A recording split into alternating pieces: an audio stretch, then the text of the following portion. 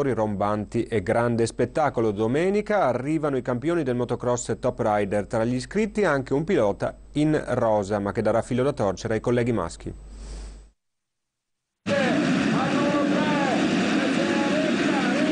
Requaro scalda i motori e si prepara ad un fine settimana a tutto gas, con l'arrivo domenica prossima della quinta e penultima tappa del campionato di motocross Top Rider 2014. Spettacolo a manetta, assicurano gli organizzatori del Motoclub Requaro, che da mesi stanno lavorando per un evento ormai tradizionale da queste parti, che promette respiro nazionale e oltre sul tracciato della Valle di Smeraldo, con più di 200 piloti iscritti. Già partito il Totonomi su chi si guadagnerà la ribalta, ma occhio anche alla novità rosa, con la presenza della pluricampionessa mondiale Chiara Fontanesi, che intenderà certamente far mangiare la polvere ai colleghi maschietti. Ma il vero protagonista sarà sicuramente lo scenario di un tracciato davvero unico. Assolutamente è uno dei più spettacolari, sia perché ormai è una delle ultime piste naturali, quindi fatta di salite e di discese, dove oltre ad essere una pista molto tecnica,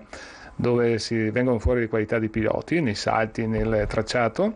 si vede anche la differenza a livello di preparazione del mezzo, quindi dal punto di vista motoristico. Insomma. Una Requaro quindi tutta da vivere a partire dalla giornata di domani, tanto che il Motoclub ha lavorato anche per la promozione territoriale, garantendo di concerto con numerosi pubblici esercizi aderenti all'iniziativa un bus navetta gratuito dalle 16 alle 24 per l'andata e il ritorno dalla pista al centro, attraverso le 4 fermate di via Obante, piazza Brigata Liguria, piazzale Seggiovia e via Stoccheri, così da avere facile accesso a locali, ristoranti e strutture di pernottamento, l'elenco delle quali è disponibile anche sul sito motoclub.it. A proposito di web, sarà un appuntamento all'insegna della tecnologia, eppure chi vivrà l'evento da bordo pista avrà un accesso diretto al cuore della gara. Invito tutti quanti che hanno la possibilità e la voglia di farlo, naturalmente, di collegarsi al sito www.motoclub.it, dove trovano tutte le informazioni del campionato, della gara, le classifiche in diretta e naturalmente tutte le informazioni, compreso il timetable con tutte le operazioni della giornata, dove sono spiegate tutti gli avvenimenti precisi al minuto, quindi tutti possono arrivare e seguire le gare con grande precisione.